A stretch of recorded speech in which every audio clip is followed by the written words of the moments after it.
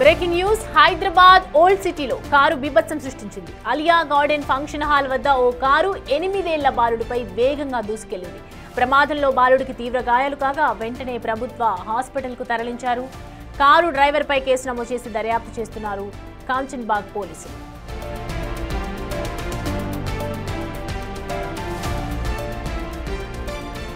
Right, ఈ అంశానికి సంబంధించి పూర్తి డీటెయిల్స్ అందించడానికి మా ప్రతినిధి అక్రమ్ మనకి అందుబాటులో ఉన్నారు. అక్రమ్, ప్రస్తుతం ఆ బాలుడి పరిస్థితి ఏ విధంగా ఉంది, అసలు ఈ ఘటన ఏ విధంగా జరిగింది?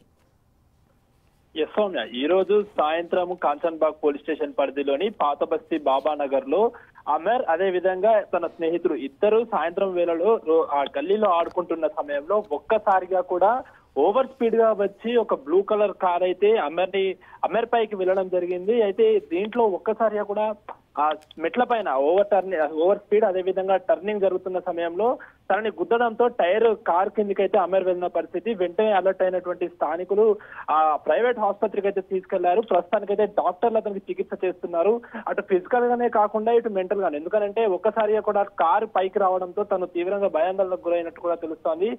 కాస్త షాక్ లో కూడా ఉన్నాడు. ఇటు ప్రస్తుతానికైతే తనకైతే స్థానికంగా ఉన్నటువంటి ప్రైవేట్ హాస్పిటల్ అయితే తనకి ఏదైతే చికిత్స అందిస్తున్నారు. అదే విధంగా ఇటు కాంచన్బాగ్ పోలీసులు కూడా అసలు కారు ఎవరిది, కార్ డ్రైవర్ ఎందుకు అలా నడపాల్సి వచ్చిందన్న దానిపైన కూడా దర్యాప్తు చేస్తున్నారు. అంటే మామూలుగా సాధారణంగా ఏదైనా మెయిన్ రోడ్ పైన ఓవర్ స్పీడ్ వెళ్తే అది వేరే విషయం, కానీ అలాంటి పాత బస్సులో ఉన్నటువంటి చిన్న గలీలో ఎందుకు అంత ఓవర్ స్పీడ్ చేశాడనే దానిపైన కూడా దర్యాప్తు చేస్తుంది.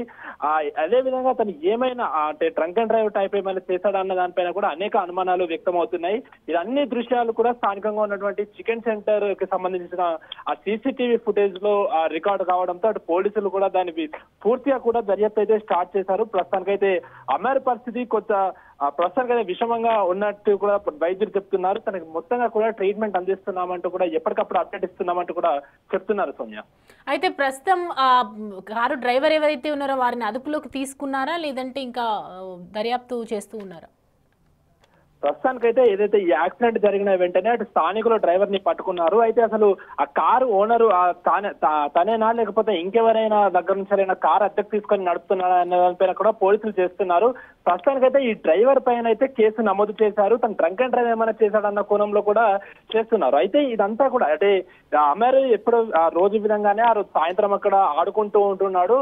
అయితే ఒక్కసారిగా కూడా అలా పైకి రావడంతో అందరూ షాక్ అయిన పరిస్థితి. అటు స్థానికంగా కూడా సీసీటీవీ విజువల్స్ చూసుకున్నా కూడా కొంచెం భయాందోళన కలిగిస్తుంది. అయితే మనం ఒకసారి విజువల్స్ లో తీసుకున్నట్లయితే ఏదైతే ఆ స్టెప్స్ పైకి ఒక్కసారిగా కారు దూసుకురావడంతో అదృష్టవశాత్తు అక్కడ స్టెప్ పైన ఎవరు కూర్చోలేదు కాబట్టి ఎలాంటి ప్రాణ నష్టం జరగలేదని అయితే తెలుస్తుంది. ఇటు అమర్ కూడా ప్రమాదవశాత్తు ఆ కార్ కిందికి వెళ్లడంతో అతను అందులో చిక్కుకొని ఒక్కసారిగా కూడా తీవ్రంగా కాస్త శరీరం పైన కూడా రక్తస్రావం కూడా జరిగినట్టు తెలుస్తోంది. అలర్ట్ అయినటువంటి స్థానికులు అయితే ప్రైవేట్ హాస్పిటల్ కి తీసుకెళ్లి అయితే చికిత్స అందిస్తున్నారు సౌమ్య.